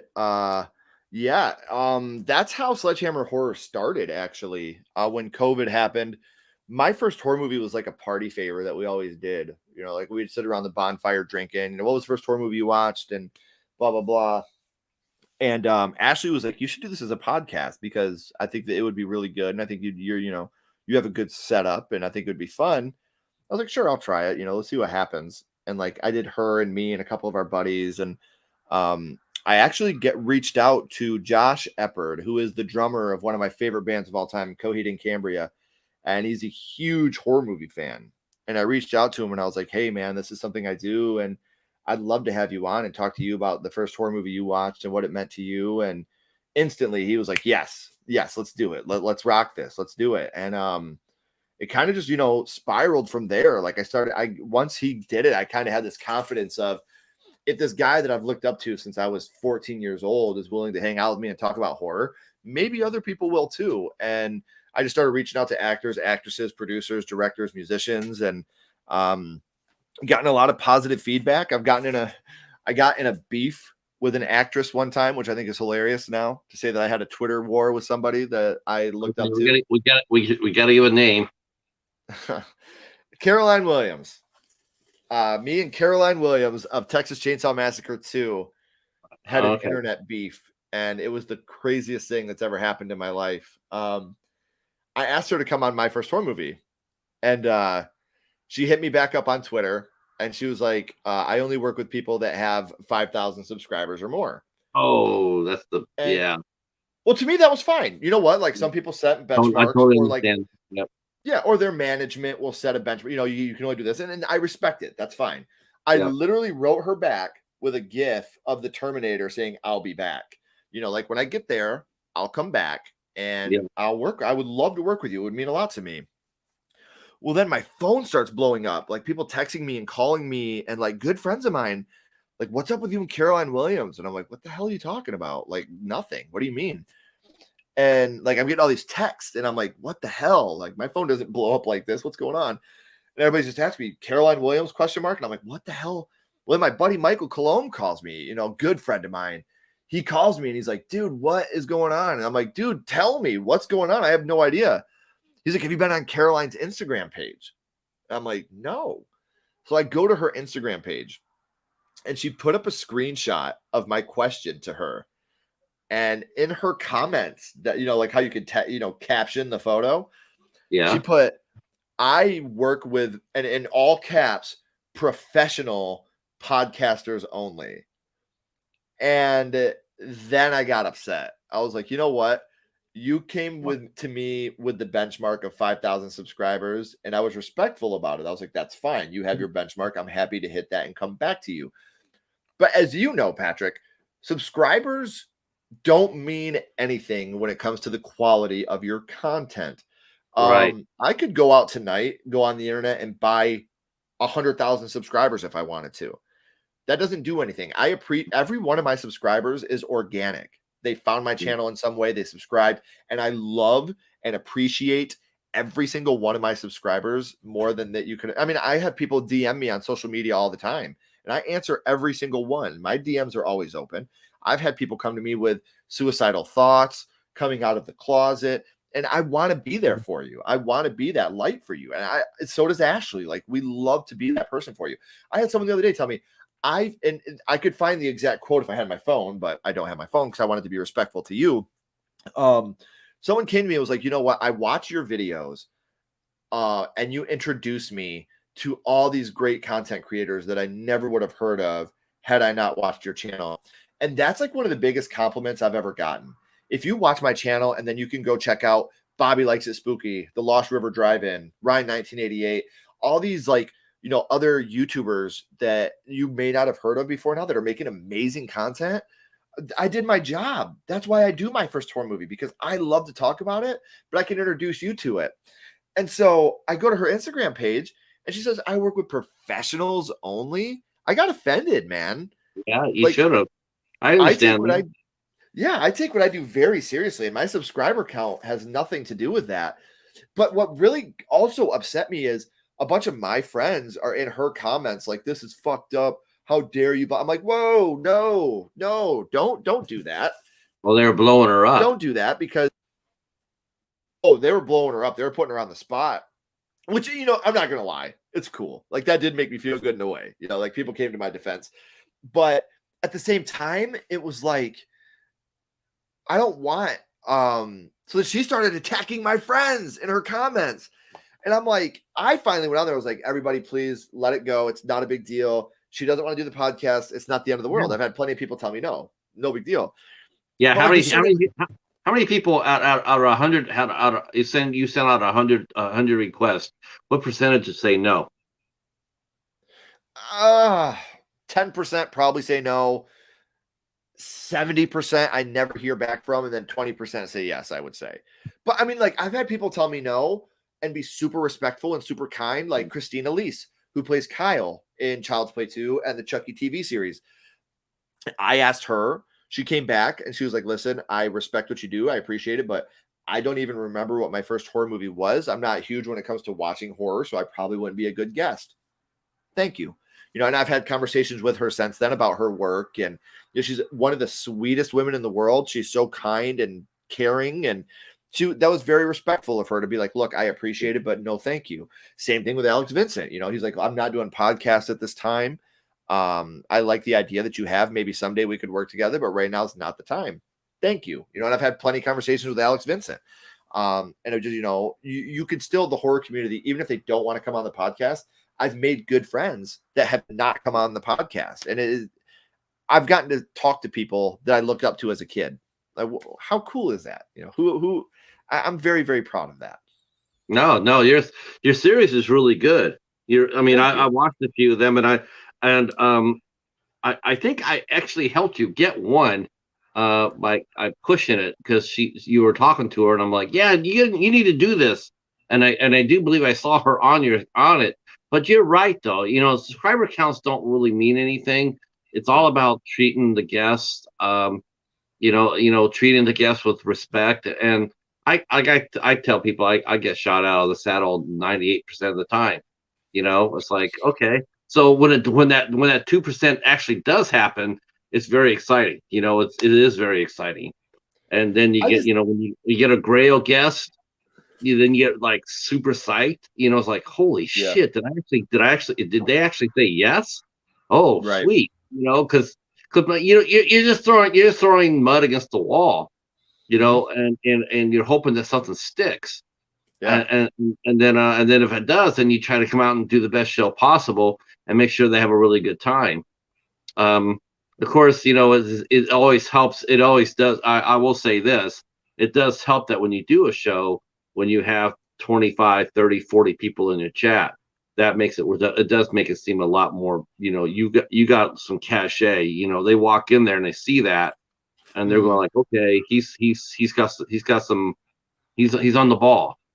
Yeah. So now, have you done both full length interviews? Do you still do full length interviews, or are you just doing the short? What's your first horror movie? I do both. Actually, coming up this Saturday, we have our release of our interview that Ashley and I did with the cast and crew of the upcoming film Feed Me, which is way different. Fun, very fun horror movie. And then this Sunday, we're actually interviewing Kevin Lewis. He was the director of Willy's Wonderland, and he directed the newest film that he just did, is called The Accursed.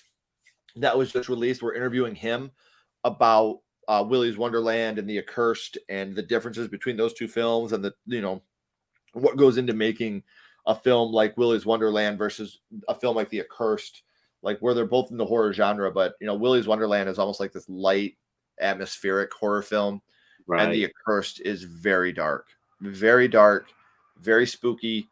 So those, I'm very excited about that too, and I just love talking with people in the net. Yes, we will definitely be doing something together soon. It's just like, because that's one thing. A good friend of mine that's a very big YouTuber, Cody Leach, he said it best. He's like, you know what? I was starting off at 1.2, and I'll never forget that. And I have people that are like, you interview people from my first horror movie that have done huge movies, and then you do podcasters with 3 subscribers. Yeah, because I love talking horror with people.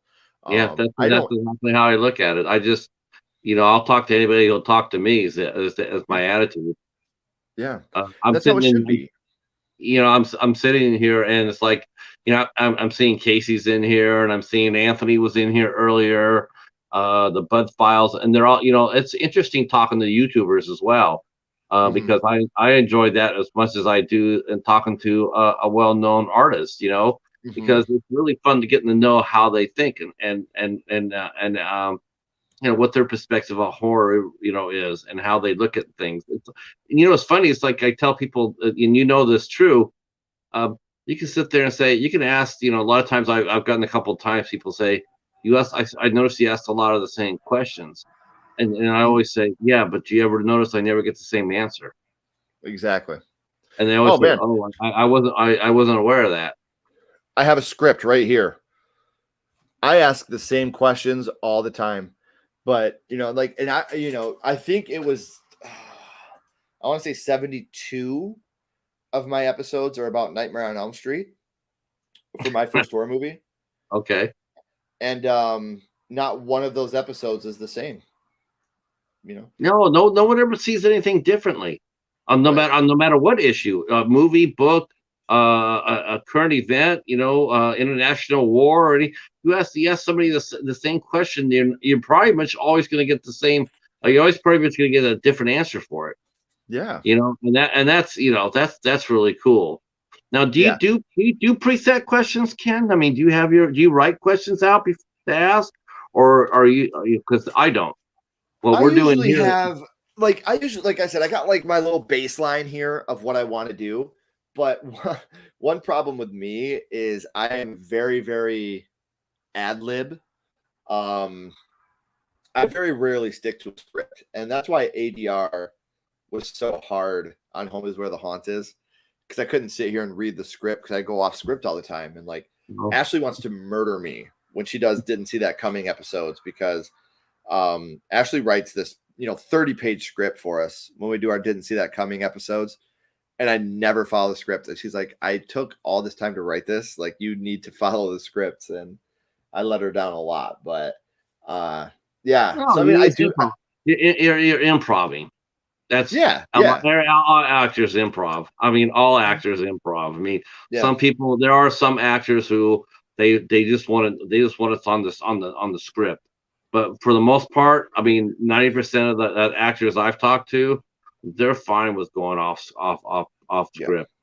and a lot of times the director will say, I don't mind them going off script, let's just try it your way, then we'll try it my way, and then we'll see what Yep. some of the middle. So it's common. It's nothing to get all worried about for sure. I mean, I know it well. I mean, because it's new. If you're new or you're trying to make an impression, sure, I can understand staying off script. But I don't script these. I just go with whatever you tell me. I'm just going to take that and run with it. Yeah, for sure. Yeah, I mean that's the best way to do it. Now, what movies have you ever watched together as a couple that you looked at each other and said, "Oh hell no"? Like either it disturbed you or it was like scary, or you ever had a movie, you ever have a limit to what you watch? I wouldn't say a limit, but recently 2020's The Dark and the Wicked really, really got me. That movie scared me. That movie scared me. Yeah, that's an awesome movie. Oh man, it's so good. Oh my gosh, really it's good. such a good movie. That movie scared the pants off me. If you haven't seen The Dark and the Wicked, anybody that's watching, I cannot recommend that movie enough. It is so good. It's so scary, and our very first date was to go see Tom Cruise's War of the Worlds. I mean, like, we started off with a horror movie. I know it didn't affect a lot of people, and I don't know if Ashley would be happy with me telling this story. Dead Silence, the ventriloquist puppet movie from James Wan, that scared the hell out of both of us. We were young, and we were watching this movie alone, and this was the first time we had been in a house together alone. We were house watching for my dad for a weekend. We were out there so we could take care of his pets and be at the house for the weekend while my dad was out of town. And this was our first time, playing house together, being alone. And we watched Dead Silence together, and that movie creeped us both out bad. Because Ashley's definitely more of the scaredy cat of the relationship. She's more of the scream and jump one. I'm the one that's but see, I'm the biggest baby of the group. Like, with me and her, like, I'm the one that cries at everything. Like, I cry at every movie. There's nothing wrong with that. I'm a crier too. Oh man, I get it, dude. Like, every movie, I'm at some point I'm probably gonna cry. I just told the story the other day, but I remember one time she was like, "Hey, I'm gonna take Kenny and one of his buddies at the time. I'm gonna take them out to the movies. Do you want to go?" And I was like, "Yeah, absolutely. What are we seeing?" She's like, "We're gonna go see A Dog's Purpose." I was like, "No, I'll stay home. Like, you guys go ahead." Like, there's no way I'm gonna see that movie in public where everybody's gonna watch me cry like a baby. But The Dark and the Wicked is very good, very scary. Dead Silence was one that I liked a lot. When it comes to being you have to see Relic. Relic. Is that the one with the mom?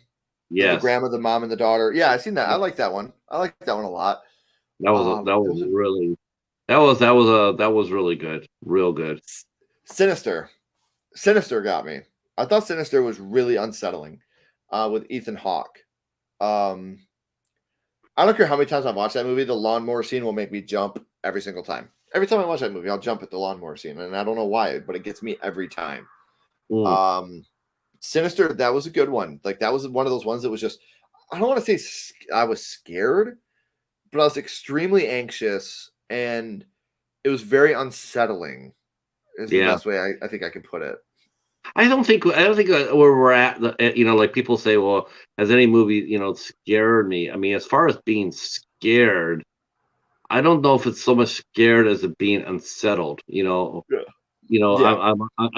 mean, I can watch a movie and be disturbed by it, or I can be unsettled by it. But as far as when a movie comes out there and it got me looking over my shoulder, like It Follows. Now, It Follows got me. That was pretty spooky. That was a freaking spooky movie. Yeah. And the way they have the creature walk basically toward them. The big guy, yeah. The big guy got me, man. Oh yeah, it got me too. At the swimming pool. Yeah, that's shit. Yes. Yeah. And the music of that and the score of that movie was half the battle. It was like it was so it put you on edge right away. And then you're right when that creature came out and it was just like, oh damn, didn't see that coming. Yeah. And that was spooky. I love that. I love but Relic got me. Relic got me. And you're right. You talk about It Follows, like, because It Follows, like, the monster. For those of you that haven't seen it, the monster is spread through sexual activity. It's almost like an STD. And I always tell people when they're like, if you could be in a horror movie and you would survive, what would it be? I'm like, It Follows. Because I've been with my wife for 17 years. Ain't nobody else trying to sleep with me. I'm safe. I'm good to go, and It Follows. Yeah, it wouldn't be following me. It wouldn't be following me either. Yep, it would not be following me. If I was in It Follows, it would be the most boring movie ever. It'd be me sitting on the couch eating no-carb tortilla chips. I mean, if you're sitting there looking to spook me, you're going to be standing on that corner an awfully long time. Yep. And you're right, Nanette. The Dark and the Wicked is on AMC Plus and Shudder. I cannot recommend this movie enough, guys. Like, it's, oh my gosh, I'm dead serious. Me and Ashley were watching this movie like 2:00 in the afternoon, and I was like, "Hey, babe, if you want to open up the blinds, that's okay. I won't be mad if you want to open the blinds." It got me. Like, it really, really rocked me, and I enjoy it very much. Host is another one. I don't know if you've seen Host, but I haven't. I haven't watched it yet. It's so good, and they did that heartbeat monitor thing, and Host was, the scariest movie when it came to people's heart rates. And the it's only like 56 minutes.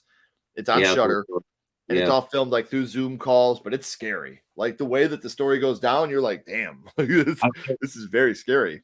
I actually saw a movie before that movie came out, a couple of years before it came out, called Selfie. It was a short film I reviewed, and it had almost like the same premise.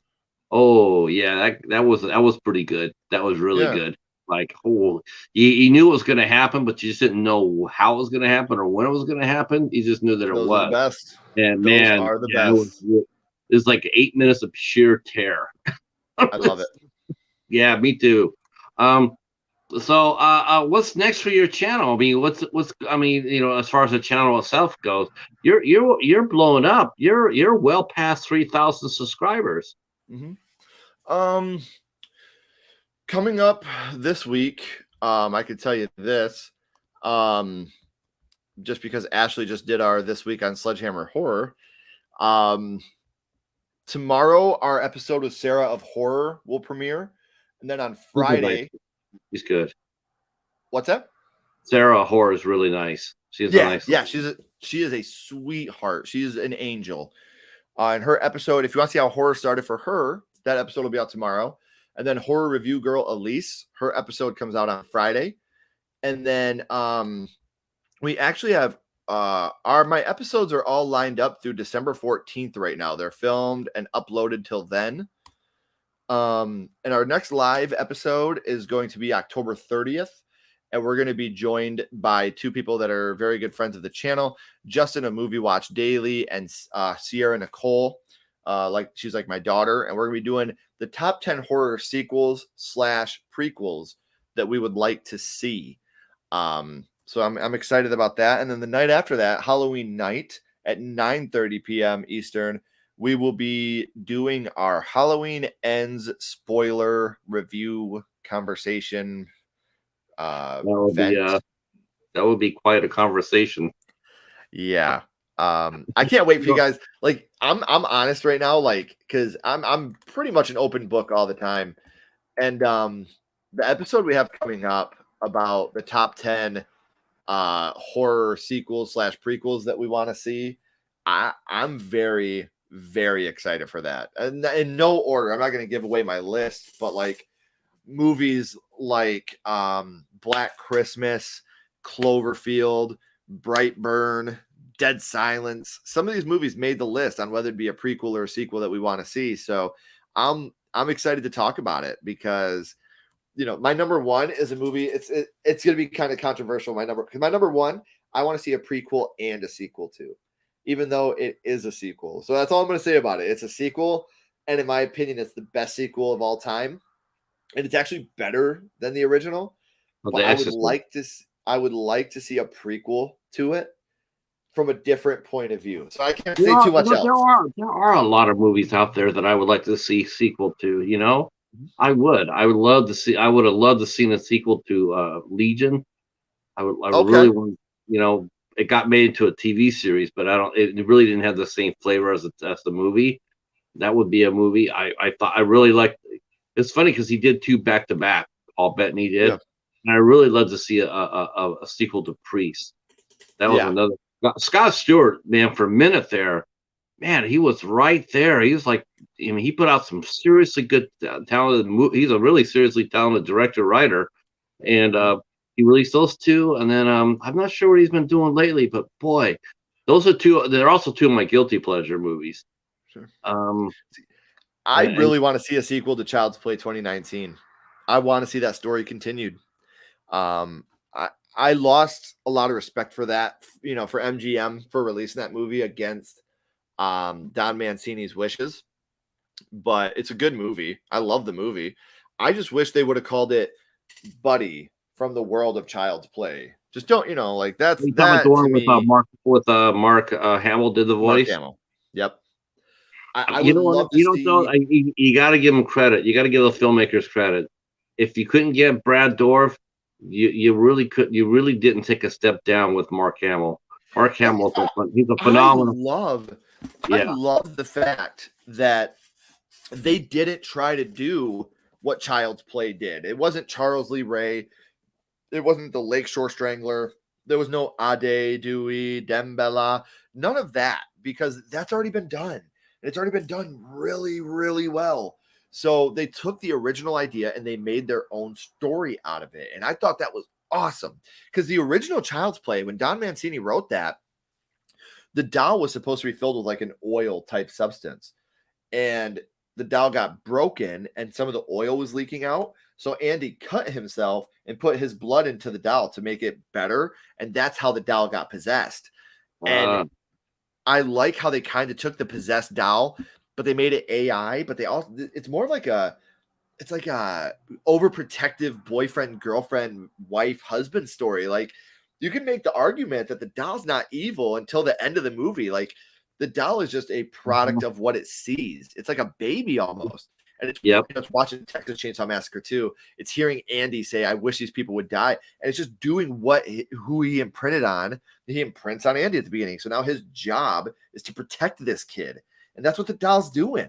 Like I loved Child's Play 2019. I hate the title. I wish they wouldn't have called it that. So because MGM doesn't even own the rights to a Child's Play 2. It owns the rights to Child's Play, not Child's Play 2. So they couldn't have done a sequel anyway. So call it something else. I would have called that movie Buddy from the World of Child's Play. You could have had infinite sequels. The Buddy Bear. Like you could have went on so many different. If you need me, MGM, I could do some writing for you. Just let me know. I can help you out with these things. MGM is like probably the worst major studio out there. I know. So let me ask you a question, Patrick. Sure. Who is your holy grail? Who is the one guest that you would just love to have on your show more than anyone else? Right now? Oh, that's easy. I'd love to talk to Haley Bennett. Oh, nice. Yeah, Haley Bennett would be my grail. Yeah. How about you? Devon Sawa. It's a three-way tie, man. Devon Sawa would be number one for sure. And then right below Devon Sawa would be Robert Englund. And tied with Robert Englund would be Tony Todd. Those three would be the ones that I would just love to pick their brains and how horror started for them. I think Devon Sawa could possibly be one of the most underrated actors of all time. People look at him and they still see that cute little boy from Casper. Yeah, we're covering him on the 30th. It's too bad what time is your live on the 30th? 9:00. Oh, good. You can make it then. I'll remind you. We're doing we're covering Hunter x Hunter on the IFC. Yeah, we're covering that on the IFC Midnights. Yeah, send me a link. I'll be there. Yeah, dude, if you're talking Devon Sawa, I'm gonna listen. Speaking of which, if you guys have not seen Fanatic, I got it. Great. Yeah, great. People sleep on Travolta too. I heard when Oh that my, first movie came out, I heard a lot of people were like, a lot of people were already hashing on it, and I didn't, it didn't, but it's funny because after the initial surge of people hating on it, then all the other people started writing on it, going like, we saw this movie and it's really decent, and more and more people said that, and then I picked up a copy. I did. yeah. Picked it up. I said I want to see it because I have never seen it yet. A John Travolta performance. I've yet to see a performance that he's done that I've actually truly hated. Of Right. course, Well, I haven't seen look at Gotti yet. how in The Fanatic he really plays that unhinged guy so well. Like I don't want to spoil anything for people that haven't seen it, but the Jason Voorhees scene gives me chills. Like I have goosebumps right now just thinking about that scene when he runs into the bedroom with the Jason Voorhees mask on. That's a scary scene. Like that scene Yeah. is terrifying. Um, John Travolta's great when he does thrillers and horrors, like The Fanatic. He was in Carrie. He did a great job in Carrie. Domestic Disturbance with him and Oh Vince Vaughn God. is a How about fantastic that? movie. That was a very underrated movie. Talk Oh, about people. People were talking about John Travolta playing a bad guy, and here he is. He's flipped it, and Vince Vaughn was a guy from Swingers. Your money. So everybody wasn't expecting that, and they flipped it over, and it worked. Vince so Vaughn good. was absolutely vicious, See, and John Travolta was extremely heroic. it's funny Yeah. because for me, the first two performances I seen from Vince Vaughn were Domestic Disturbance and the Psycho remake. So, like, Oh, I you had only known Vince Vaughn as a horror thriller guy.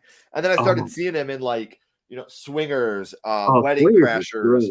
great. What's the one where look, we're going streaking? Why can't I think of that movie? But like Now he's a guy that will never be reading off a script. He's always going to improvise no matter what. I mean, everything you see him do, you just feel like there's just no script for him. They're just going to say, okay, the rest of the cast, you got your script, Vince, you just do your thing. well, it's just like Robin Williams. Like Robin Yeah, Williams was like people ask me, like who are your idols in acting? Devin Sawa, just because he's done everything I wish I could have done.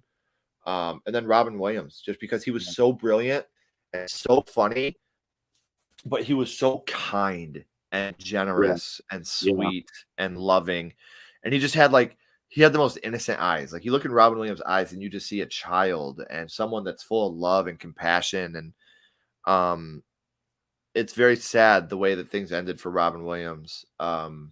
Yeah, But he had he's no somebody control. that, yeah, Oh, like that, like I said, well, Devin Sawa for me is because as a kid, he did like the Caspers and stuff like that. And then he did Salt Lake City Punk, me being a punk rock fan, watching him at Salt Lake City Punk was such a good thing. And then the horror he did with Final Destination, Idle Hands, the new Chucky TV series, Hunter x Hunter is a great movie.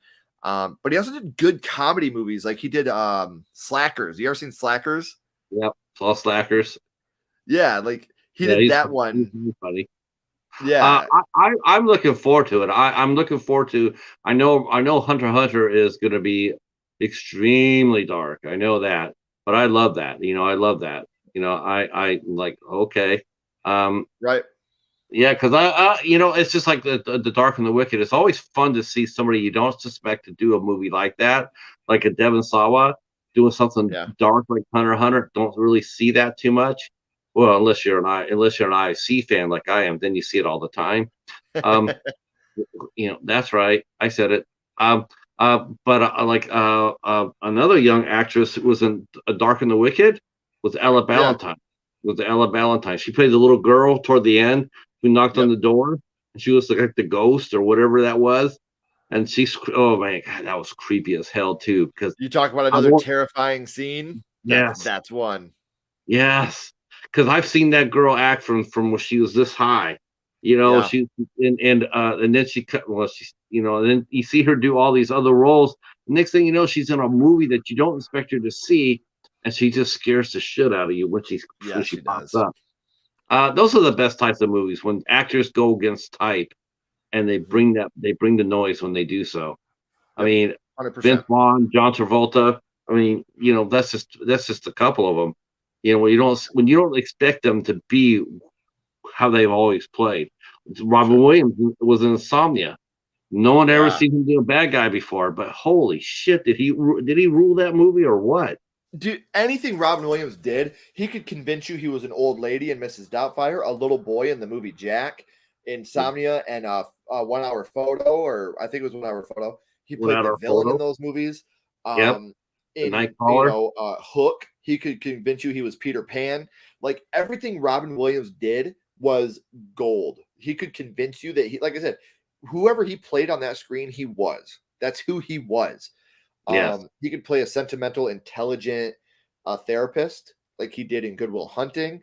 Yep. Everything Robin Williams did is you could teach classes on and just show Robin Williams films on how to be a great actor, and you could learn so much just from watching all his performances. I still have not been on the rewatch What Dreams May Come. That's just way too close to me.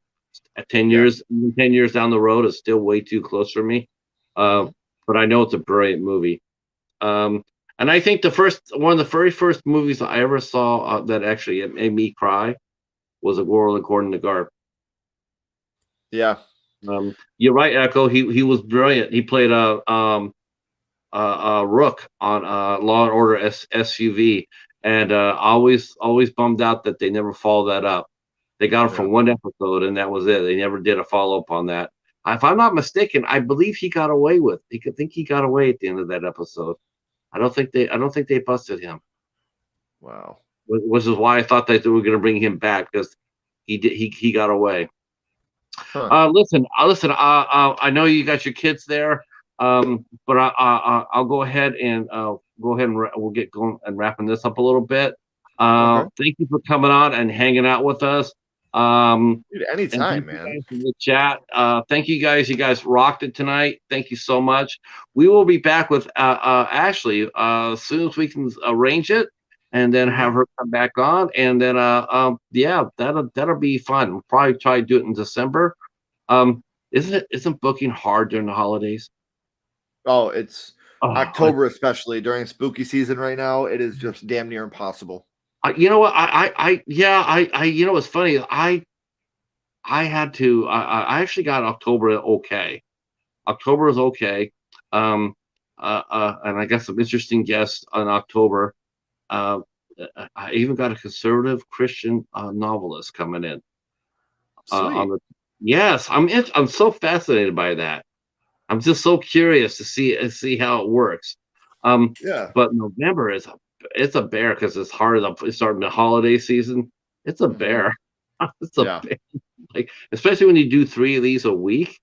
I mean, if it was just once a week, it'd be no big thing. But I do it 3 times, sometimes more. And it's just like, oh Lord, have mercy. But it's a lot of fun. It's definitely a lot of fun. All right, folks. Thanks for coming out. Tomorrow night, 2 shows to let you know about. We'll be talking to Michael LaCastri. He is a writer, director, screenwriter who wrote a movie called The Best Laid Plans, which is on Tubi right now. It's a comedy. It's very funny. It's very charming. And that'll be here. We'll have him on at 8:00 here. 10:00 out afterwards, we'll have the first episode of The Echo Side, hosted by our good friend Echo Zero and the Entertainment Hideout, Nanette and Jimmy. They'll be hosting The Echo Side. And then Thursday, we have singer, poet, actor, rocker Constance Steele will be here with us at 8:00. Yeah, she's cool. She's really cool. I can't wait to sit down and talk to her. That'll be at 8:00. And then, of course, at 10 p.m., 10:15, I don't know whose channel it is. I'll probably know by tomorrow. The Midnight Hour comes into play, and that was starring our old buddy Hobbs Horror and the usual panel of crazies. That'll be happening on Thursday. And then your next live on the 30th, right? Your next live show. Yes, and sir. Then and then Halloween, and then on the 31st, you're following that up with your Halloween end spoiler show. I don't think I think I'm dark on Monday, so I definitely will be floating over to check that out. Yeah, I hope you dig it. Like, I definitely will. Everybody, please watch the movie first, though, because we are going to be spoiling the movie. So if you haven't seen it, please watch it. Do you think it'll spoil it any more than it did? Or okay, I mean, that's probably the wrong question. Do you think that you can save it? I don't think Uh, I want to, honestly. oh, okay. All right. On that note, and Ken has left it on a high note at that. We will be saying goodnight. Stay right where you're at, Ken, and then we'll talk to you guys tomorrow night. Peace.